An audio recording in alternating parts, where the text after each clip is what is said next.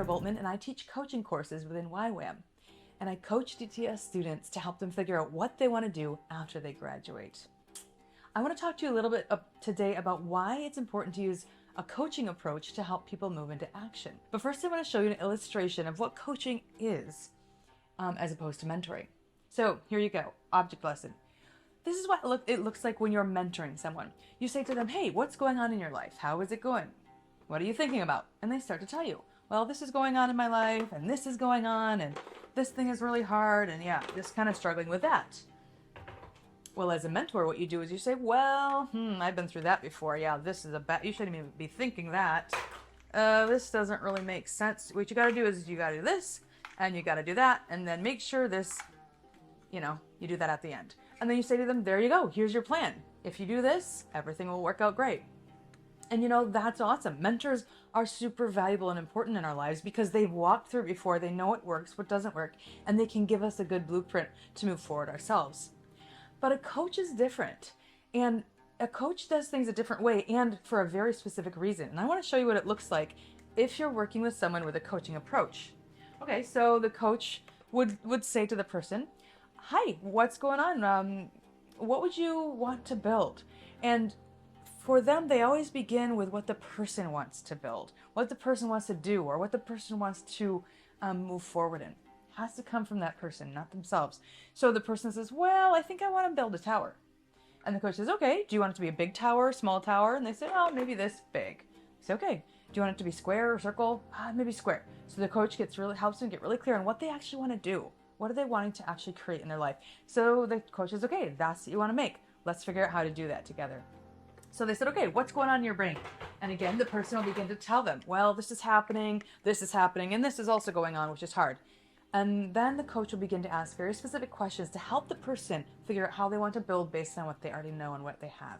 So they say, okay, you're making this tower. What needs to be at the bottom to make it solid? The person has to think through it themselves. I think this one's friggin' square. Okay, that's the bottom. What's next for you? They said, well, I think I need some other stability, so I'm going to use this one. Okay, sounds good. What else is going on there? Well, I think I want to put this one here.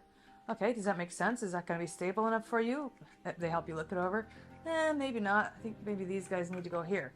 Okay, so you want to move them back there. Sounds good.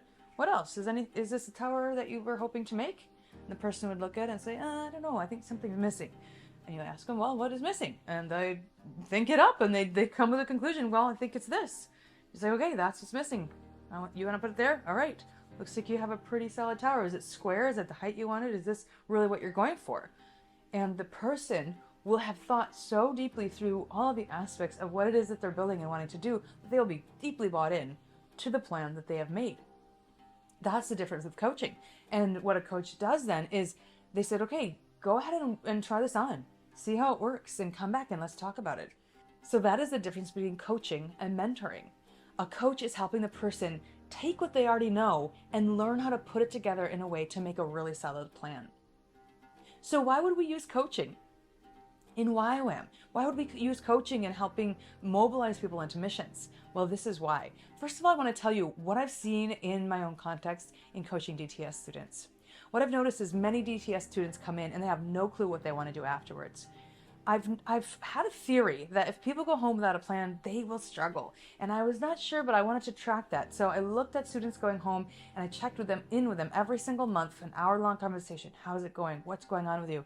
And just trying to help them in that phase. And I noticed without a clear plan, the ones that didn't fully coach, only 33% of that group had a clear plan going home. And without that clear plan, as they went home, I was tracking with them and watching how they were doing, only 20% of them were doing well at month 2. The rest were really struggling, like in tears or like feeling so isolated, feeling so guilty.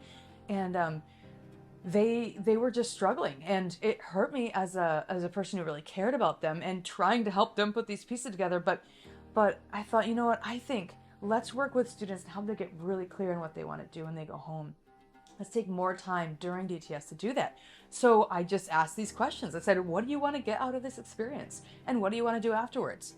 And that question took them a while, but as I was drawing out of them, what do you sense the Holy Spirit saying? What are you learning in lecture? Who did God make you to be? What brings you to life? Asking those questions, drawing out of them, they began to build what they could imagine with the Lord, with what they're learning, with what it would mean to really follow him for themselves, they began to build what their future could be. And because we talked about it long enough and they thought through it all so deeply and intricately, they came away with a very solid plan, something they were super bought into. And when that group went home, well, first of all, at graduation, I checked all of them. That group, 100% of them had a clear short-term plan going home. Every single one. And I didn't require that. That's just what happened. And then I checked in with that group when they were at home. And 2 months as they were at home, that 2-month mark, which was normally the hardest month, 75% of that group was doing well. 75% were doing well. And they were, excited to go into ministry. They were seeing God use them when they're at the grocery store. They were going into ministry. They were doing secondary schools. They were jumping right into missions. I mean, it was amazing to watch the difference of these two groups. One didn't really have any help, and people said, hey, you should try that, or maybe you should do that. The other, really intentionally walking with them, pulling the answers out of them, helping them unpack what the Holy Spirit is saying to them and make a plan. That group did so well. And they actually moved into action a lot faster. So how does this connect to mobilizing missions? Well, if you think about it, you could say to someone, hey, you should give to missions. Hey, you should go on this mission trip. You're probably called to the Middle East. Yeah, that's maybe a mentor type way of doing it. But will they actually do that? Maybe 50-50, right? But if you take the time to really draw out of them, what do you sense God saying? What's in your heart? What hurts your heart? What is that thing that you always have longed to do in regards to the Great Commission? And as you're asking those questions, they will begin to build that solid plan. And because they've built it based on what they really truly know and believe, they are so much more likely to do it. So if you want to be a super effective missions mobilizer, I would just highly suggest use coaching skills. You're going to see incredible results and people will thank you. And they will move to action in a way that brings them joy and brings God's glory. So yeah, coaching is amazing. I hope you enjoy learning about it.